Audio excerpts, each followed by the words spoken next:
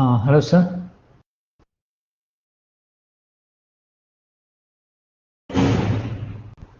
Can you hear me? Good afternoon. Yes, a little louder, sir.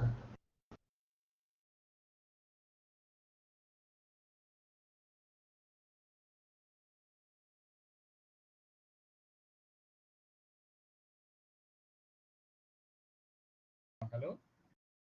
Audible? Ah, yes, sir. Okay. Okay, sir. So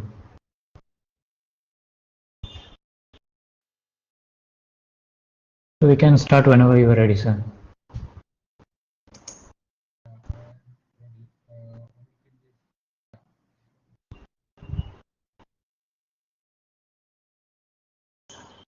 You can see me, right? Yes, sir. Yes, sir. And maybe one sec, sir. Okay. Okay, sir. Okay.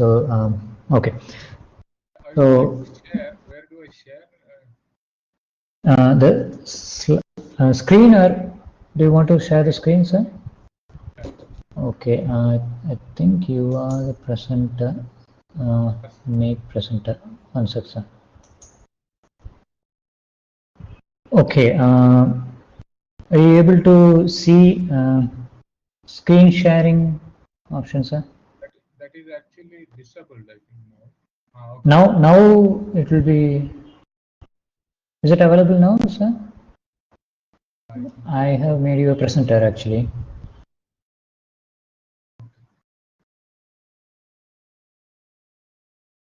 Okay.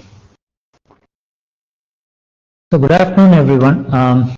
So today we are going to have a session on Newton-Euler dynamics and Lagrangian dynamics. Okay. So today's speaker, before I invite him, I would like to give a little introduction about him. So Dr. S.V.M. Satyanarayana is working as a professor in the Department of Physics at Pondicherry University. Prior to this, he worked as a scientific officer at IGCAR Kalpakkam. Under his guidance, 5 PhD students, 9 MPhil students, and 36 MS students have completed their projects. And he contributed to various fields in physics such as statistical mechanics, computational physics, biophysics, and quantum information processing. He delivered interesting talks at various occasions in our institute, and I am sure that this will also be one such talk. With this brief introduction, I invite Dr. S.V.M. Satyanarayana to deliver the lecture on Newton-Euler dynamics and Lagrangian dynamics. Sir. thank you. Um, thank you, Dr. Maniprakash. So, I just want to ask one or two questions before I start. I understand this is a faculty development program, so all the people who are attending are faculty members, right? Is that correct? Mostly they are faculty members, sir. Yes. Okay. Then I will share my screen. You can see my screen.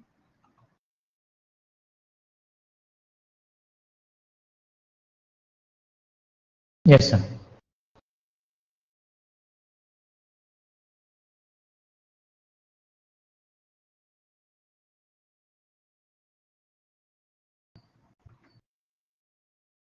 Okay. Good afternoon, everybody.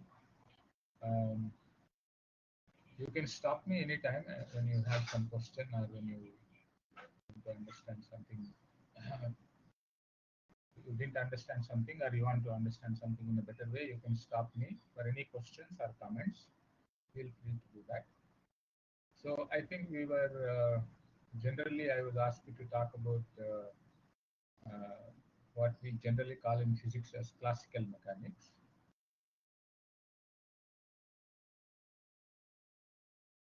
And if you see that we try to do this classical mechanics, when we do in BSc, we use what is called the Newton's equation, or we call this as Newtonian mechanics. Sir, Yes. so It could be better, sir, if your voice is a little louder.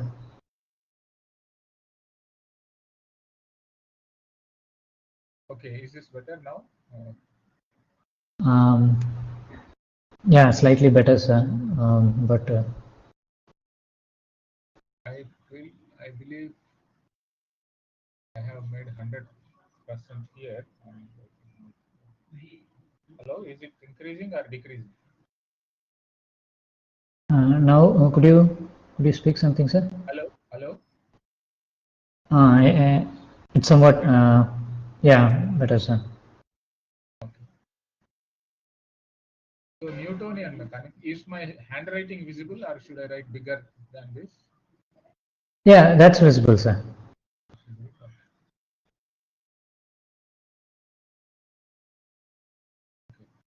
So then in the so this is what we usually study in school and up to BSc. I'm talking about physics courses, but probably in engineering courses also you study. Maybe nowadays people study this Newtonian mechanics in school. And then what we have is called analytical mechanics. We call this as analytical mechanics. And this analytical mechanics, people study uh, mainly two different formalisms: Lagrangian formalism and Hamiltonian formalism.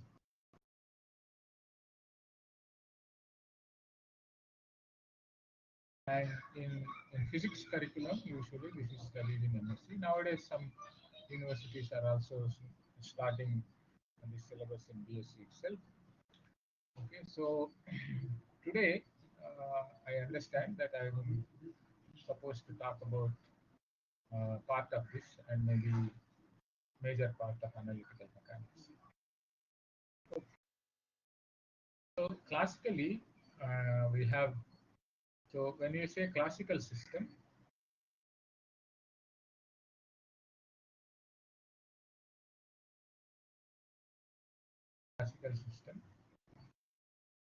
is uh,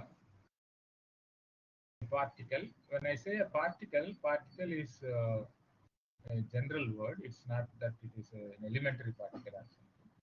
Particle, or there are terms like this used: a body or an object,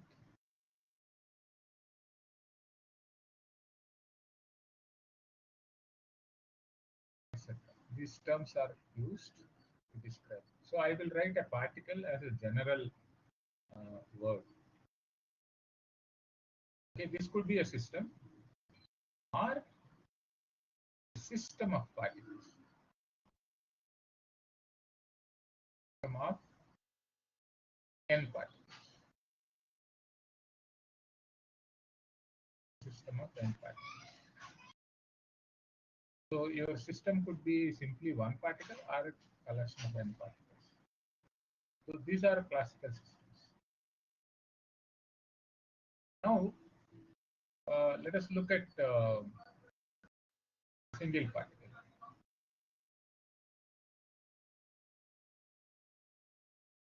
Single particle.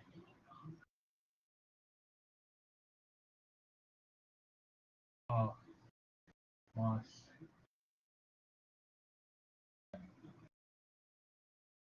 Suppose this is our system. Then we define um, a coordinate system, and we call that as frame of reference. Frame of reference is a word which we use in physics, and mathematically this is a coordinate system.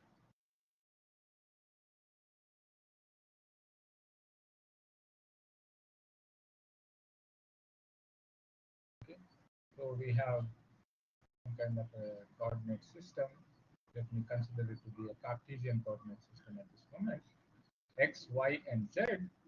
And then at some instant of time, let's say this is the particle, then the position of the particle is denoted by vector r.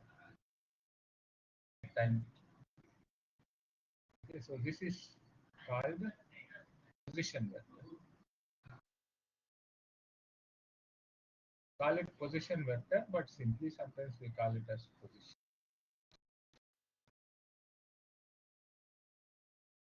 So what is the aim?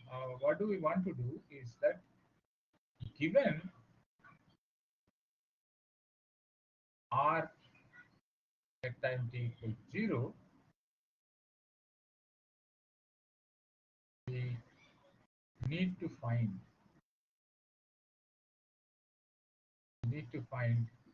r at time t. So this is the aim of any of these approaches. So this was accomplished by what is called Newton's equation, or Newton's second law. Specific among the three laws of Newton that are familiar to all of us, Newton's second law states that the rate of change of momentum, which is given by the first derivative of this p, is equal to. Sir, Yes. it seems like for many people the voice is not high enough. So I really don't know then what to do, because I have maximized every possible knob that I have. Okay. Is it better now, or If we keep full sound, let me see it's if I can connect some other device. okay, sir.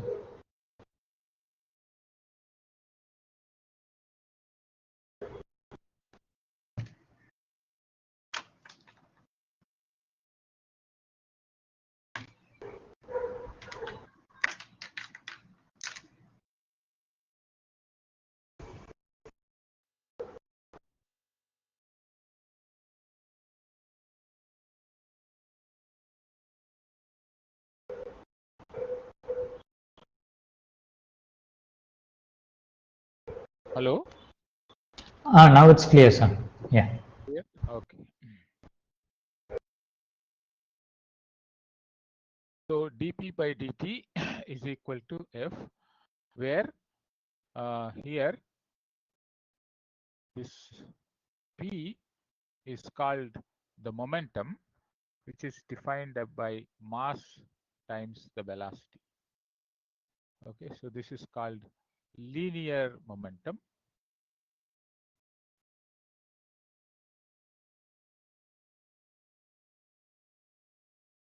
Where the velocity is defined by the time derivative of the position, dr by dt. Now these two equations combined together. Okay, so assuming, which is what is generally true, assuming that m is constant,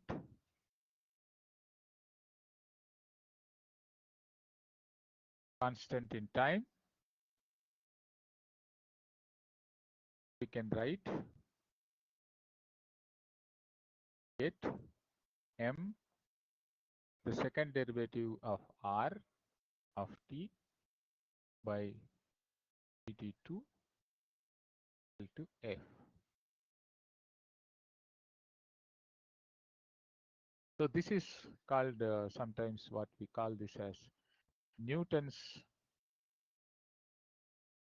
equation of motion.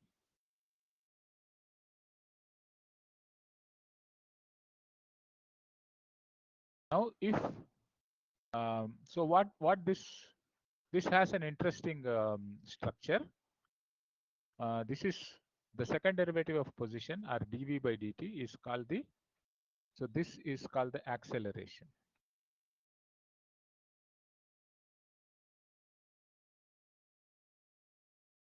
So this establishes something called cause and effect relation. Cause and effect.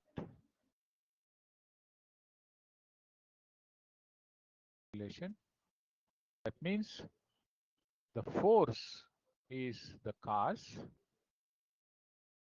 and the acceleration is the effect.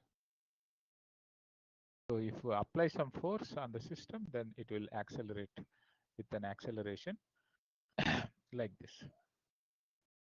Now, so we can ask a question on what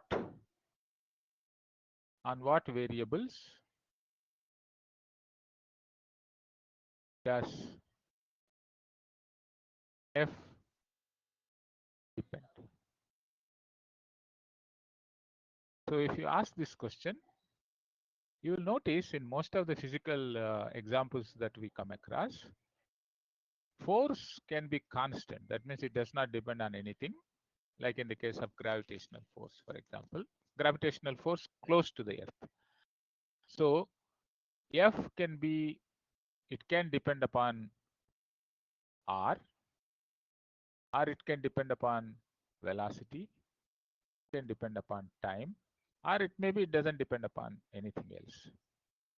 So F can depend upon these factors, or it may be constant, or constant.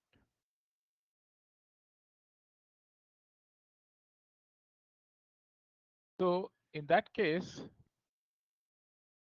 so if you see, this is just R, this is the first derivative of R with respect to T. That means in majority of cases in nature, force depends on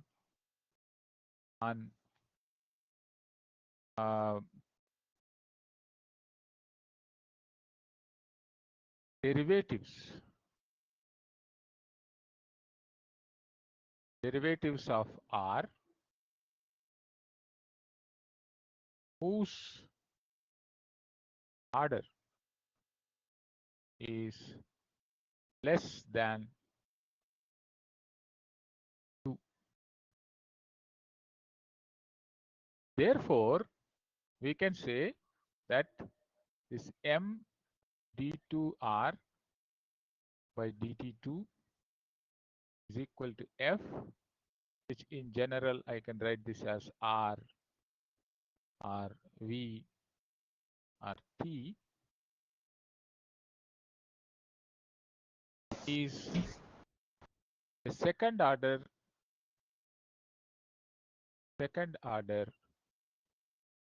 ordinary differential equation. It's a second order ordinary differential equation. So there's a question from the participants. The force, does it also depend on mass, or that's a question. Yeah. So force does not depend on the mass, because mass is external. Force and mass are two different things. Because force is the source of force is different. For example, if some object is falling under the gravity, the source of the gravitational force is Earth, and mass is actually experiencing that force. So force does not depend on the mass. Force is external to the mass. Okay. Now you can say that the force is related to mass of the Earth, but not the mass of the object that it is experiencing. But if you are considering, so what I'm trying to say is that if you consider gravitational force,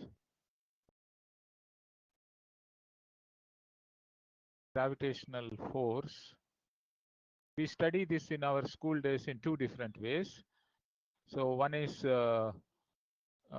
close to the surface of Earth, close to the surface of Earth. We say that gravitational force is constant. We say that F is equal to simply m times g, where g is the acceleration due to gravity. But if you take a general gravitational force, then the force is equal to G m by r square, where you have some m small m here, and then maybe there is a capital M here, and the distance between them is r, then this is what it is. So now you can say that the force depends. Suppose if you are saying if your system, the system that you are studying is mass m, then the force on that is given by this factor. So m into this quantity. So m into this quantity is gm by r square. So this factor depends on the mass of the bigger object, but it doesn't depend on this one. So that is what. So this is one aspect. And in general, when you are looking at all the phenomena that are happening on the terrestrial phenomena, okay. So terrestrial phenomena means phenomena that are happening on the earth in the laboratories, etc. Then this is the general. So even if F depends on the mass, it is going to be just a constant factor appearing somewhere, right? Because mass is not changing with time, or even if mass changes with time, it will be only a function of time. In no way we will get higher order derivatives of R. And that is sufficient for me to make a statement that this is a second order ordinary differential equation. So that is, so once I make this statement that it is second order ordinary differential equation, then to solve second order,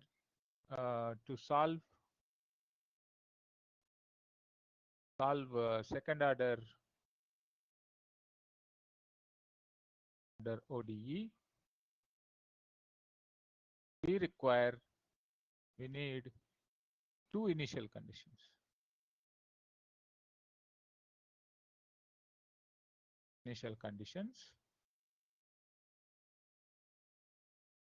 And we always provide, so we give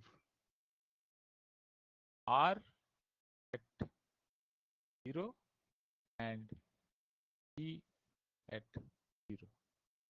So these two initial conditions will help us to solve this differential equation. So solve Newton's equation. Newton's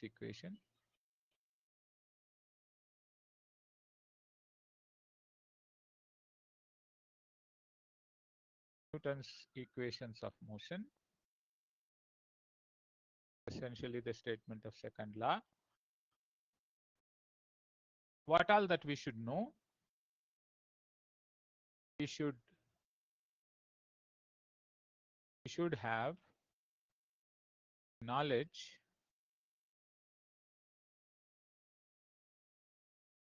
of all forces acting on the particle.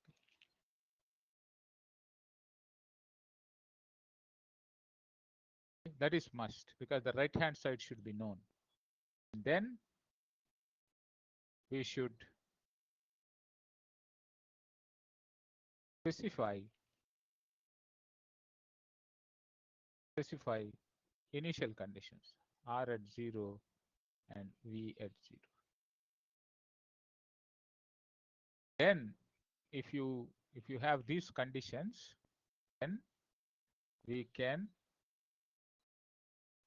in principle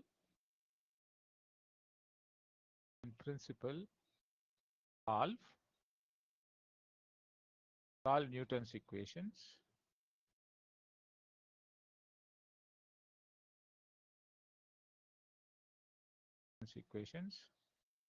to get R of t for any t belonging to real line. What does that mean? That means both past and future can be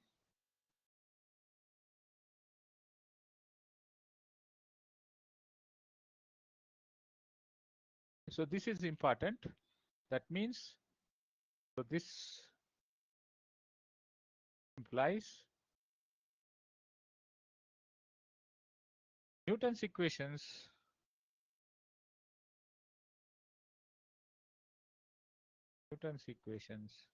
are invariant under time reversal. Newton's equations are invariant under time reversal. That means t going to minus t, the form of the equations does not change. If it does not change, then that means you can determine the past with the same ease as you determine the future. You may not know what the past was, so you can find out what the past is by just solving the Newton's equation. Now I have written here in principle. So that means I am actually little careful here. So we can solve in principle means in practice what will sometimes we may not be able to solve. That's what I wanted to be careful. So that is why I wrote in principle. So in practice,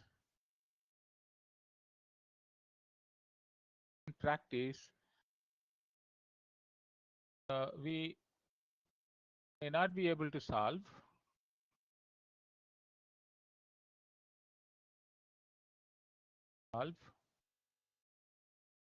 Newton's equation. So let me write it as NE, Newton's equation, because of non-linearity. Non-linearity is present in F. Because I said F can be a function of R, it can be a function of V. So maybe you can have some non-linearity. Maybe it is proportional to R cube or R to the power 10 or V square or V square R cube, something like that. If it depends on, then such non-linearities can pose problems in terms of solving these Newton's equations. So under this thing, there is a whole field which is called a non-linear dynamics, and there is a lot of interest in research level, non-linear dynamics.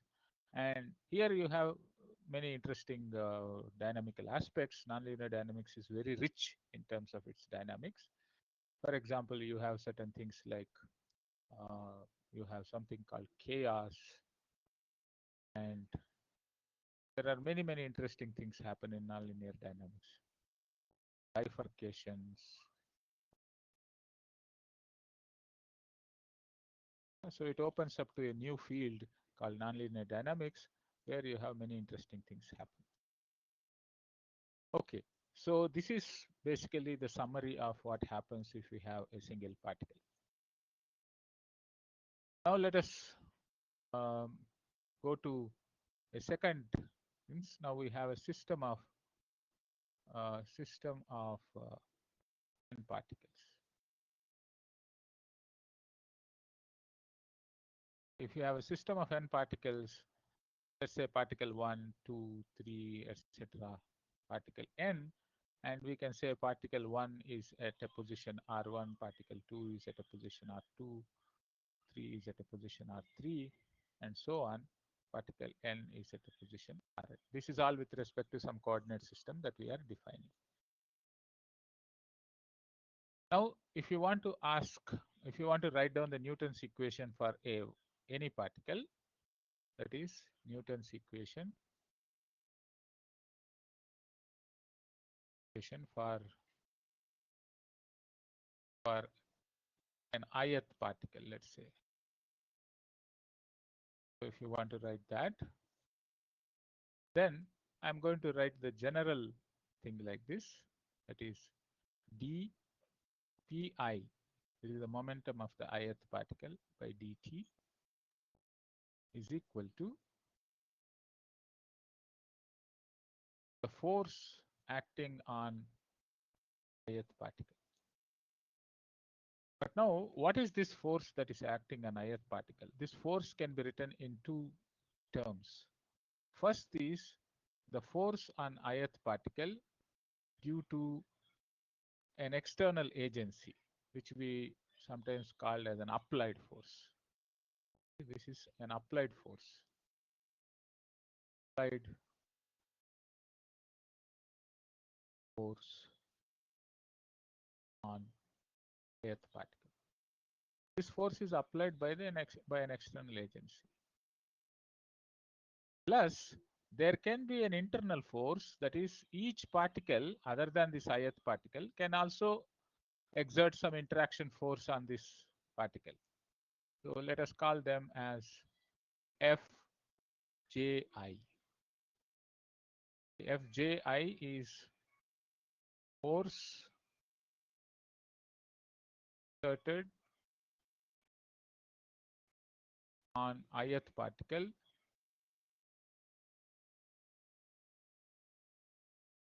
by jth particle. So now we have more than one particle. Now I have to consider such forces due to all particles.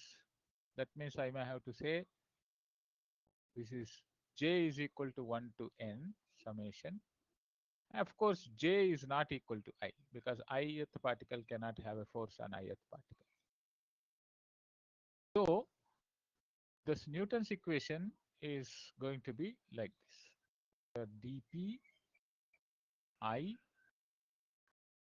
by dt, the rate of change of this, is equal to applied force on ith particle plus sum over j is equal to 1 to n and j not equal to I, f j I.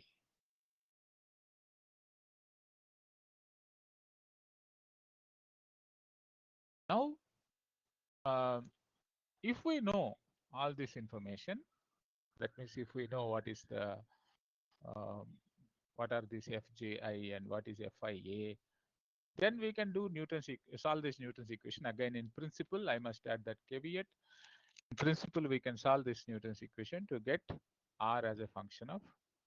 So this can be also written as m into d to r by d to ri by dt2. I could have got this.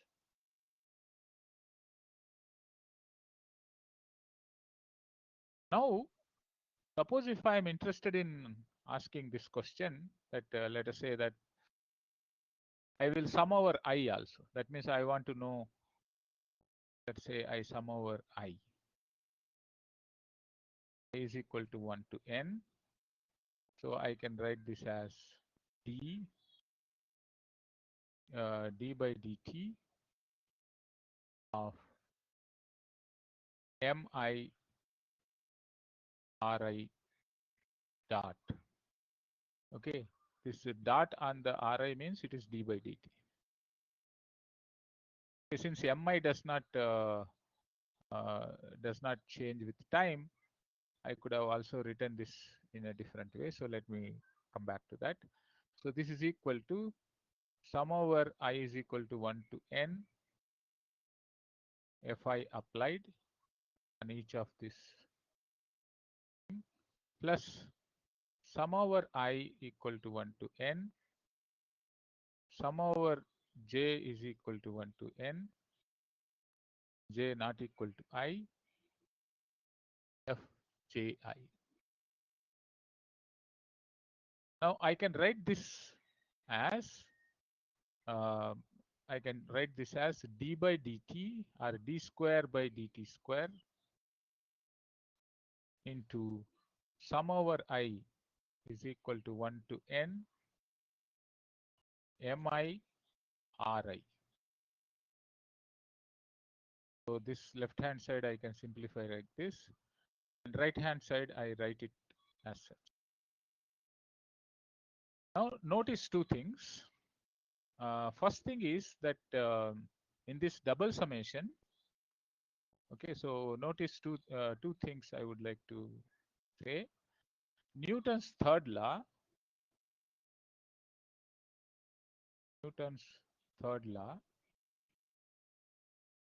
tells you that Fij equal to minus Fji. Action reaction law. So if there is a force acting on I due to J and force acting on J due to I will be related like this. Now in this summation, we will have pairs like that, and J not equal to I, so we will have pairs like that. Because of that, this term will become 0. So this is the first simplification. Second simplification is we can define something called center of mass. Center of mass. How do I define center of mass? Let us say R is the position vector for the center of mass. That is given by sum over I is equal to 1 to n mi ri divided by sum over I is equal to 1 to n mi. So maybe we can call this factor as capital M. Then we can write this as m into d square r by dt square is equal to this total applied force, not on I, but total applied force. So this is a simple equation for the dynamics of center of mass. So this is an important conclusion. The important conclusion is that applied force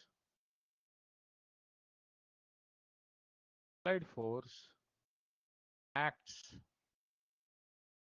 on center of mass as if whole mass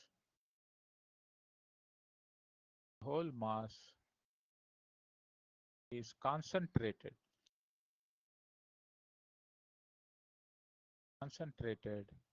at that point.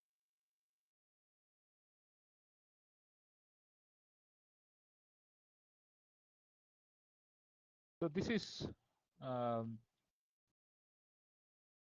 so at a level of applied force alone will act on the dynamics of the center of mass. But when you have this system of particles, there are two types of dynamics. So for system of particles,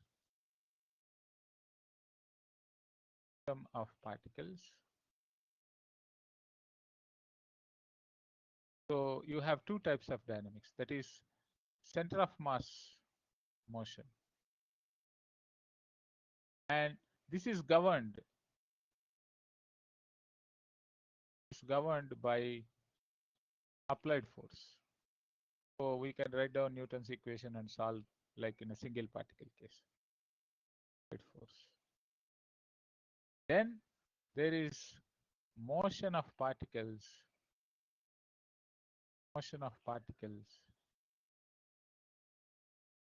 with respect to center of mass.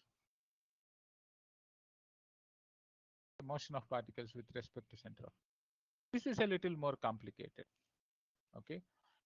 Center of mass motion is like a single particle thing that we discussed earlier. Motion of particles with respect to center of mass is somewhat complicated, but this is also something, if you know all the forces, you can get. So all that what you have to do is you have to solve this equation. To get the motion of particles with respect to center of mass, and you have to solve this equation to find the motion of the center of mass. Okay, so this is equation with respect to many particles. Now let us consider a third category of particles, namely system of n particles with constraints. So what do we mean by constraints? That means these particles are moving in a fashion that certain things are not changing. Okay. For example, if you take two particle system like this, let us say we have a coordinate system, and let's say I have a particle m1 here and particle m2 here. Okay, but this is connected by a rigid rod. Is connected by a rigid rod. Okay. So now what does that mean? I can say this is position vector r1 and this is position vector r2. Okay. So now what happens as the dynamics is taking place, this two masses can move in any way they like. So we can talk about r1 of t and r2 of t. So r1 and r2 will change with position because these two masses are undergoing some dynamics. But what we can say is that this r1 of t minus r2 of t, their modulus, this modulus of r1 of t minus r2 of t, that is going to be constant. So if L is the length of this rod that is connecting these two things, this is equal to L, or this minus L is equal to 0. Now this relation is valid for all times. Is valid for all t. Okay, so that means what we say is that M1 and M2 are constrained. They must satisfy this equation always. They are constrained. They may move anywhere, but they have to go together. So that is the constraint. And this one, what we have written here, is called an equation of constraint. Equation of constraint.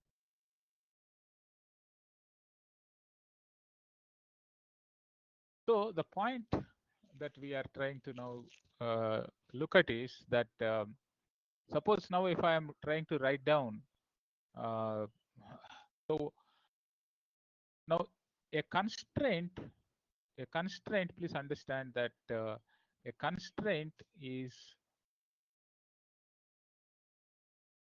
an effect.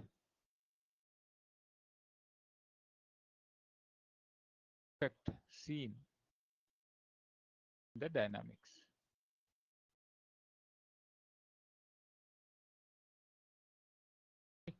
Now we can ask a question that what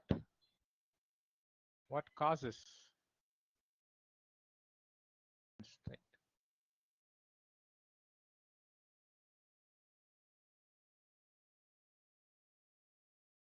Then we have to say that there is something called constraint force.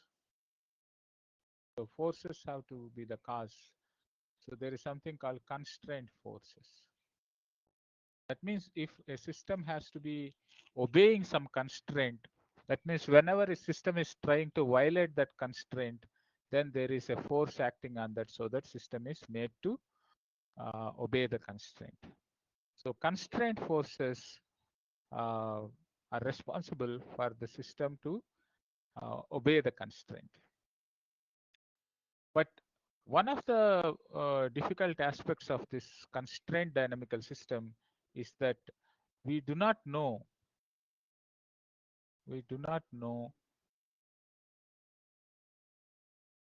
constraint forces.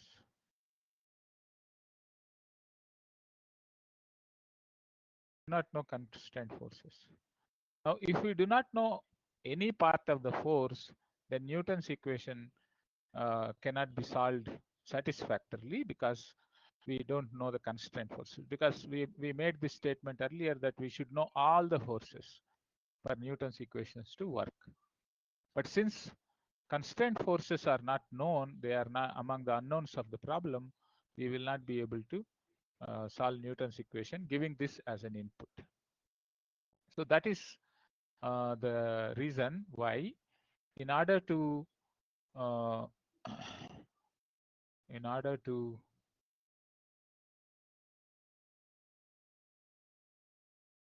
deal with it's called constrained dynamical systems. Constrained dynamical systems.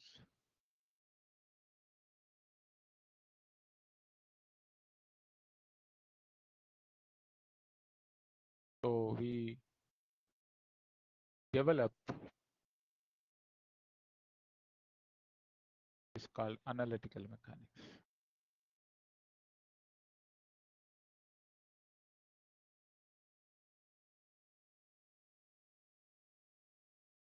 Okay, so what is the aim? The aim is something like this. Since we do not know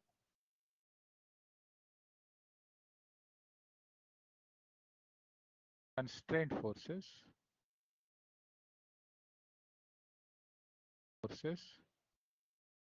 and these forces come into play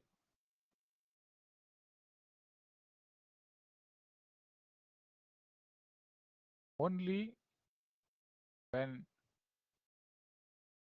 we violate constraints. If you don't violate constraints,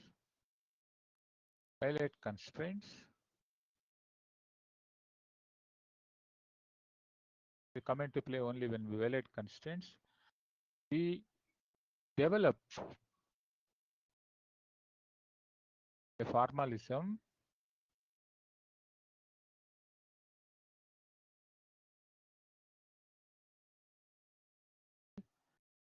such that constraints are never violated. Constraints are never violated. And therefore,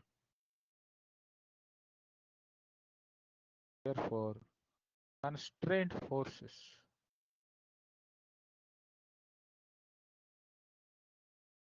can be ignored.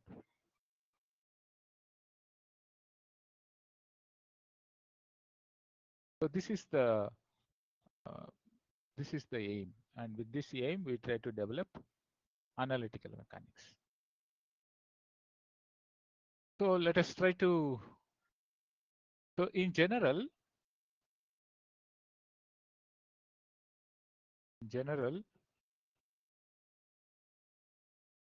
an n-particle system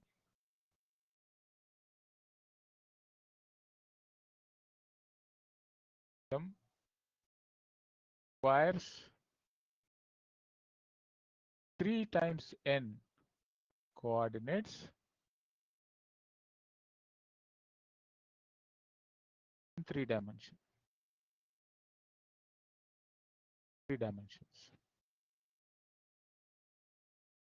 Now, if there are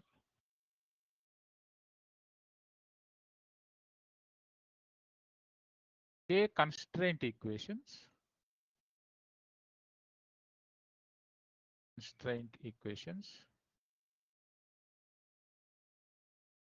then the number of coordinates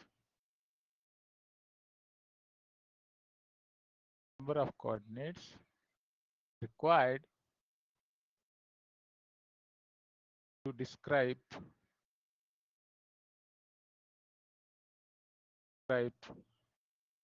dynamics of the system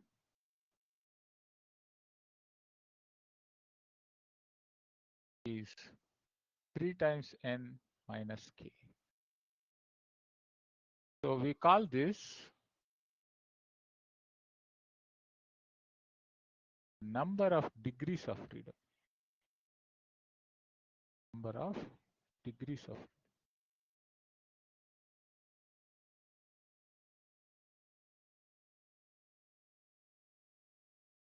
So 3n minus k is the number of degrees of freedom if there are k constraints. So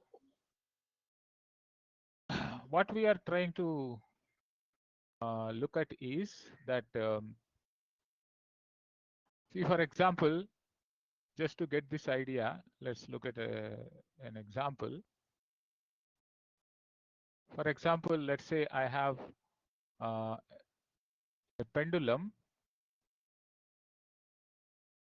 a string, inextensible string L and a mass M. Okay.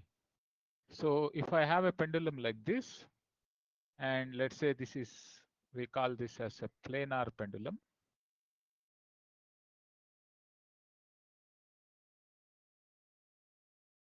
So let us call this as an XY plane. So let's say this is X and this is Y. So one particle, that means it should have 3 coordinates, and these coordinates can be called as X, Y, Z. But now, since this is a planar pendulum, this is in exact XY plane only, one constraint equation. So constraint equations. So one constraint equation is Z is equal to 0. In addition to that, this length is constant. So if Z is equal to 0, then this is X and Y. The second constraint is X square plus Y square. This is the distance between this XY point and this 0, 0 point is equal to L square. So minus L square is equal to 0. So I have 2 constraints. So the number of degrees of freedom will be equal to 3. There is only one particle. So 3 minus 2 constraints. There is only 1 degree of freedom. So this system is a 1 degree of freedom system. Like that, you can determine what are the number of degrees of freedom. Okay, so suppose if I take another example. Okay, so this is, let's say, example A, and let's say example B is what we call as a double pendulum. That means I have a pendulum, and then to this I attach another pendulum. So let's call this as M1, and this as M2, and this as L1, and this as L2. So this is usually called planar double pendulum.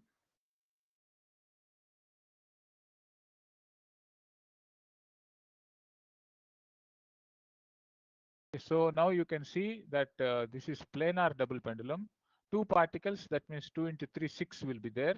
So I have X1, Y1, Z1, and X2, Y2, Z2. Now constraint equations, these two are planar. So Z1 equal to 0 is one constraint, Z2 equal to 0 is another constraint. Then you have this length L1 and L2 are constants. That means X1 square plus Y1 square minus L1 square is equal to 0. And second constraint is X2 minus X1 the square plus Y2 minus Y1 the square minus L2 square is equal to 0. So there are 4 constraints. So the degrees of freedom will be 2 particles. Each one will have 3. Okay, I think 3n, right? So 3 into n, n is number of particles minus constraints, that is equal to 2. So this is a 2 degree of freedom problem. So this is how we evaluate the number of degrees of freedom. Okay, so first we require, so the degrees of freedom can be defined as the minimum number of coordinates required to describe the dynamics of the system. Now the second aspect is that we want to consider So you see that we want to develop a formalism such that the constraints are never violated. That means we must choose coordinates in such a way that they always obey the constraints. So in this step, so in the next step,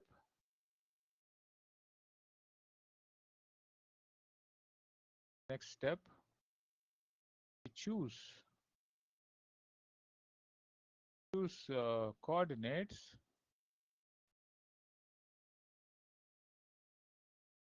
that do not violate constraints.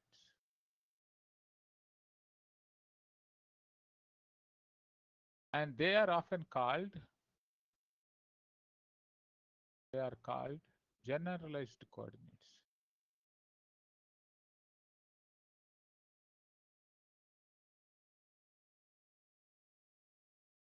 They are called generalized coordinates.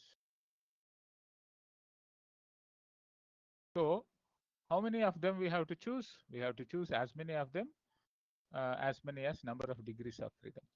So let us say let n be equal to 3n minus k is the degrees of freedom. Then we have to choose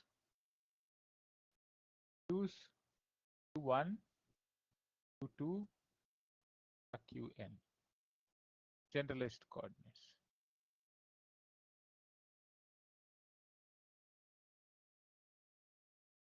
Okay, whose variation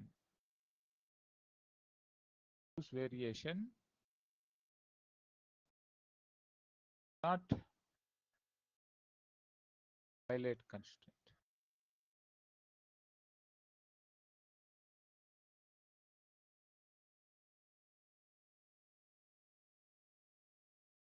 Yeah. So now let us look at these examples once again to choose these generalized coordinates.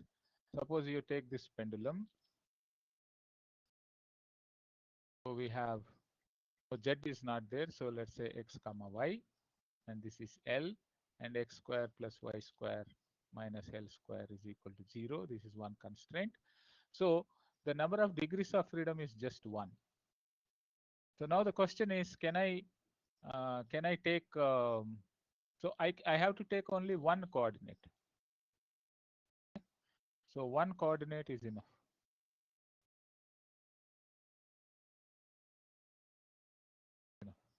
Now, should I work with x or y? If I work with x, I cannot independently vary x. If I independently vary x, then the constraints will be violated. So let's say I fix y and vary x, then constraint is violated. If I vary x, I have to vary y also. So that means what? I have to keep this constraint equation always carry in my head, that I have to change x, then y also have to be appropriately changed and things like that. But then you have a better option. Suppose if you change this theta when you change, L will not be violated at all. Correct? So I change this theta, then this L will not be violated. That means if I choose my generalized coordinate as theta, then constraint is never violated. Now, so this generalized is the word generalized is in the sense. So normally the dimension of a coordinate is the length dimension. You have dimension of x, y, z. This has a length dimension. But dimension of a generalized coordinate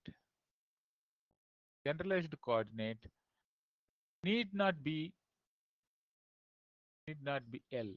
In this sense, this is called generalized.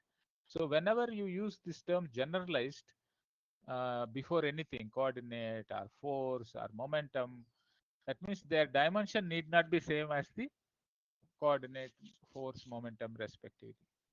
For example, the dimension of theta Here you say theta is dimensionless, an angle, right? So it is dimensionless. Or you may have some other dimension for the generalized coordinate. Now, once you do this, then you can immediately write down, suppose if you choose this as your x-axis and this as your y-axis, the next step you can write down your coordinates x and y in terms of theta. As you can say x is equal to L sine theta and y is equal to minus L cos theta. That means if you can find out theta as a function of time, that will give you x as a function of time and y as a function of time. So theta as a function of time gives x as a function of time and y as a function of time from these relations. So our aim is to find theta as a function of time. So this is the aim. So how do you find theta as a function of time is what we have to develop. So this is we have to choose these generalized coordinates. So in general,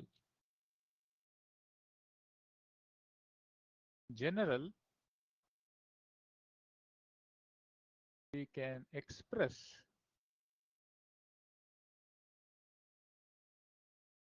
Ri, the position vector of ith particle, as a function of q1, q2, qn. So in terms of those generalized coordinates we can express. And this can be done for all I is equal to 1 to n. There are n particles for each one of them. This can be written.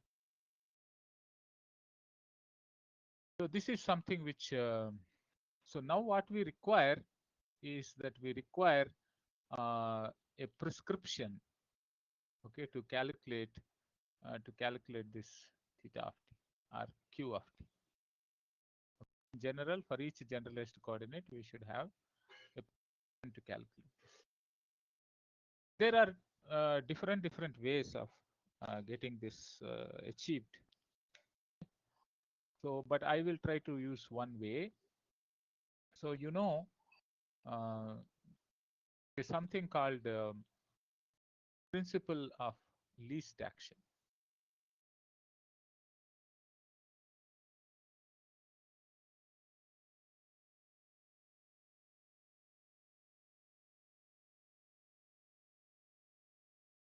So I will briefly discuss this, but I would recommend you to go and read chapter 19 of volume 2,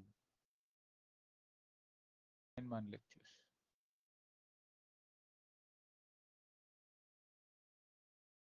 Get a complete idea of what this is. So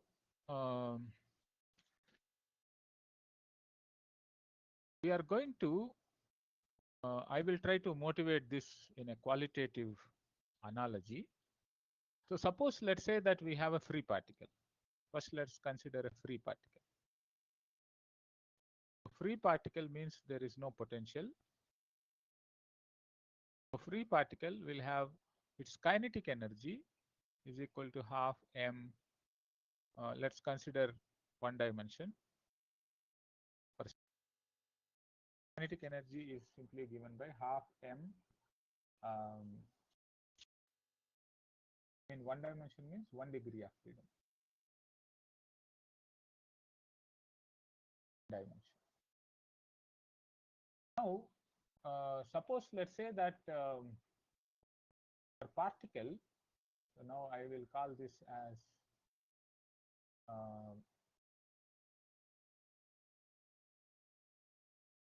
t and x.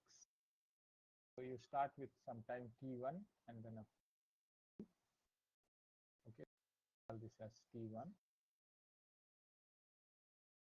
Now, what is the path that your system will take in going from t1 to t? Ask. maybe it can go in a path like this, or it can go in a path like this, or it can go in a straight line like this, or it can go back and forth. There are several paths that are possible. Now you ask a question, among these paths, among many possible paths, path, path, path, path does the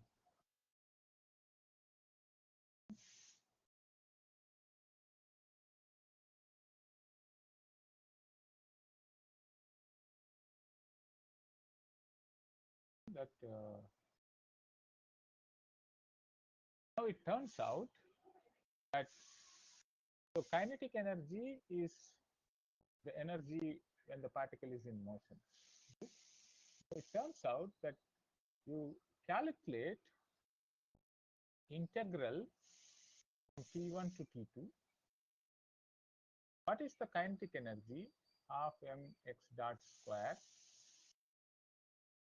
Okay, so x is a function of time, so x dot is also a function of time. So and then integrate this. That means whatever is the path, you find out the area under that curve. Not for this curve, for the kinetic energy function. So this is what is a quantity. Now I will call this quantity as S. So this S is function of x of t, because for every path you can calculate this quantity, right? S of x of t is, so this is like so we call this one as action. What is an action? Action is a number or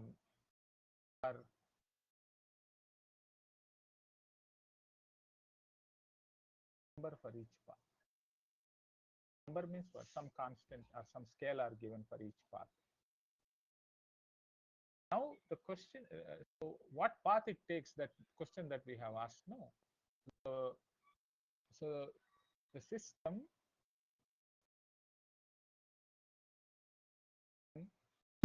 Sir, your voice is once again low, sir. Okay. Yeah. So system takes that path for which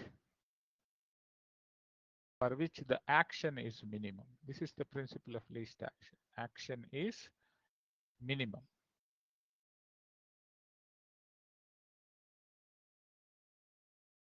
Okay, so imagine that you are thinking of something like this. So here, I don't know, on x-axis we have trajectories or paths, and for each path you can calculate S, and then your S as a function of this one is a minimum for some particular path. Now this path is your classical trajectory, XCL of t. Your system will take this path. Okay, so it will not choose other path. There may be other paths with higher actions, but it will choose only path with the minimum action. And in some sense, it is understandable because you have to minimize your spending of kinetic energy.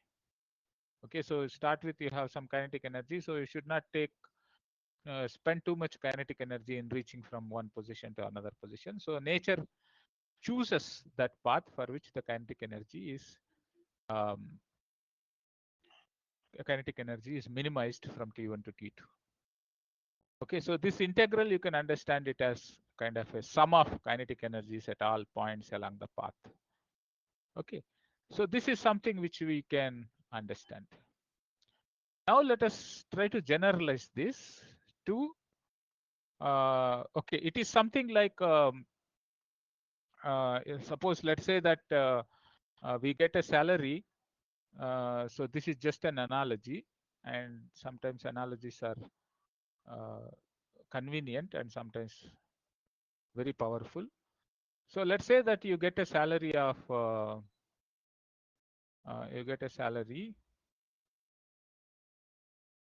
let's say 50,000 rupees, and now you want to maintain your monthly, that is, if you imagine from 1st of the month to 31st of the month or 30th of the month, you want to save this salary. That means your expenditure every day has to be minimized, right? So which path you would take? You would take that, or your lifestyle. Suppose if you compensate, so your lifestyle is like a path. Okay, so you choose that lifestyle which minimizes your expenditure, correct? So maybe you will not go to a 5-star hotel, you will go to some 3-star hotel, or maybe you will not uh, you will not take an AC bus, you take an ordinary bus. So depending on your thing, then you will try to minimize, okay, this 50,000 rupees and save as much as possible. So this is like an analogy that nature is trying to minimize the energy that is spent in going from one between two times. We'll come back to this analogy a little later, but now, okay, let's continue this analogy. But suppose, let's say that you are staying in,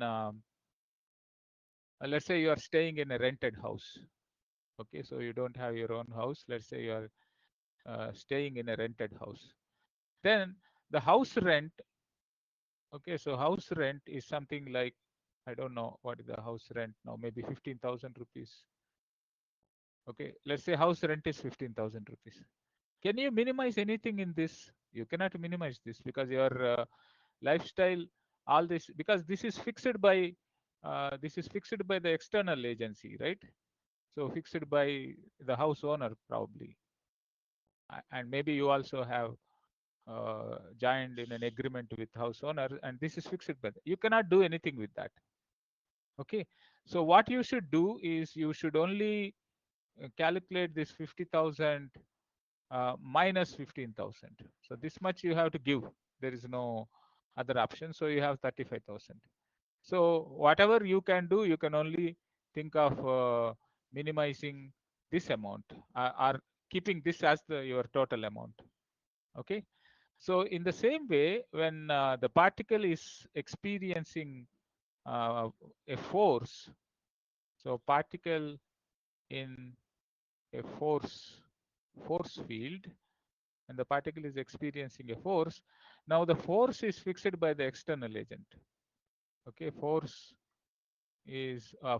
are equivalently potential energy.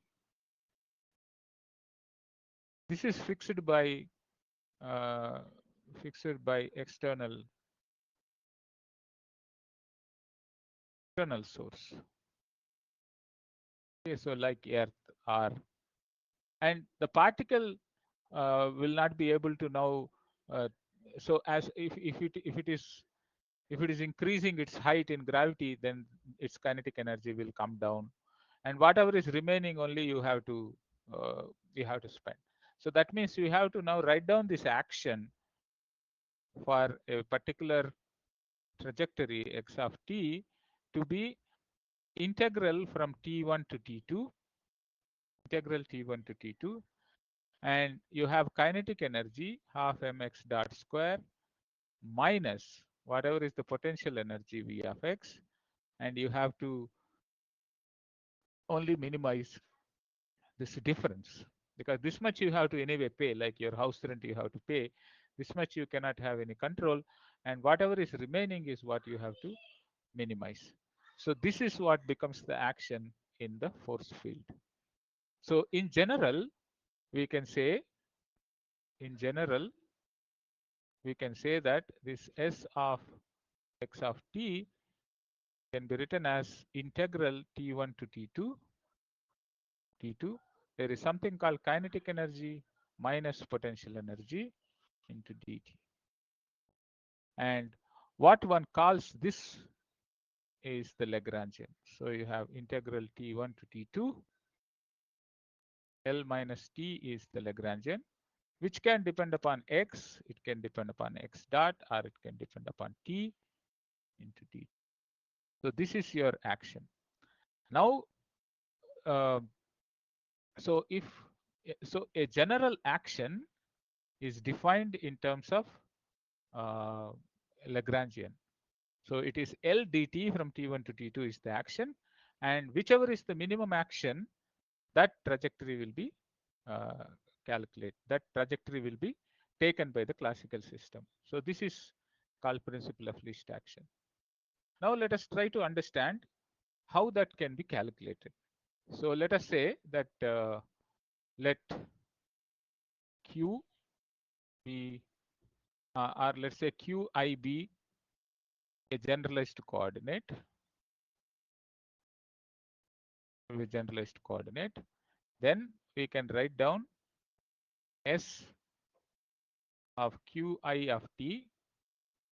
I'm doing with one generalized coordinate. You can do it with others. Equal to T1 to T2. L of Q dot t. Now let's understand it in the following fashion. Let's say that you have T1 here and T2 here. And let's say this is your Q of t. And then consider another system which is somewhat close to this trajectory, but variation is there. But then the variation is at the end points, they are same. That means, let's say Qi of t plus some delta Qi of t. Okay, so let us consider this. Okay, so let Qi of t be such that delta Qi at t1 is equal to delta Qi at t2 is equal to 0. At the end points, it is same. So now you ask what happens to this. That is what is the action to this trajectory? That is Qi of t. Okay, so please allow me to suppress this I because I am using only one of them. So Q of t into delta Q of t will be equal to integral T1 to T2 L of Q plus delta Q, comma Q dot plus delta Q dot t dt. Now delta Q dots are small because it is infinitesimally away from this. So we can try to expand this Lagrangian in terms of Taylor expansion.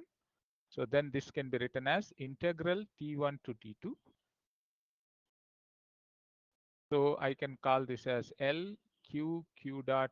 This is the Taylor expansion in terms of many variables. I have just two variables here.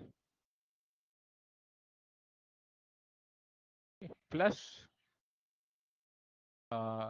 partial derivative of L with respect to Q into delta Q plus partial derivative of L with respect to Q dot into delta Q dot. So these three terms into dt. Okay, now if you look at the first term in the integral, this is basically S. So I can write this left hand side as S of Q of t plus delta Q of t minus S of Q of t. That comes from this term. that is equal to integral T1 to T2 partial derivative of L with respect to Q into delta Q dt plus integral T1 to T2 partial derivative of L with respect to Q dot into delta Q dot dt. Now let us try to look at this term, take this term and then do an integration by parts. That is integral T1 to T2 dou L by dou Q dot into delta Q dot dt. This I can write it as so this I can write it in the following fashion. So this dou L by dou Q dot is so we can write it in the following fashion: dou L by dou Q dot into delta Q from T1 to T2 minus integral T1 to T2 d by dt of dou L by dou Q dot into delta Q into dt. Now this is equal to 0 because we have chosen our coordinates such that this delta Qi at T1 and T2 are equal to 0. So this term is equal to 0. So this is same as this. So now I have first term and the second term is coming to be this. So this one on the left hand side, I will write it as delta S is equal to integral T1 to T2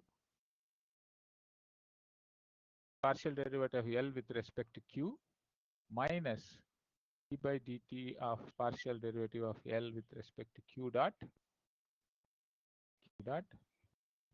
into delta Q into dt. So you can see if I bring this dt here, this is called a functional derivative delta S by delta Q. So that is equal to integral T1 to T2 del L by del Q minus d by dt of del L by del Q dot into dt, and this has to be equal to 0 for a minimum condition. Delta S by delta Q has to be equal to 0. Okay. Now this integral is equal to 0 for all T1, T2 and any arbitrary dt. That means integrand itself has to be equal to 0. This implies we get a result that dou L by dou Q minus d by dt of dou L by dou Q dot. Now this set of equations are called Euler-Lagrange equations of motion.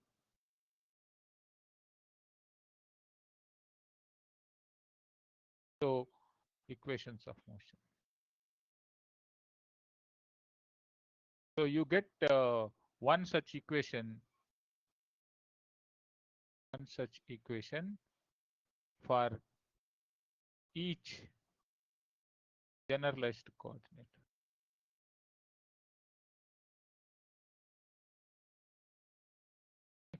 So let us quickly look at this pendulum example.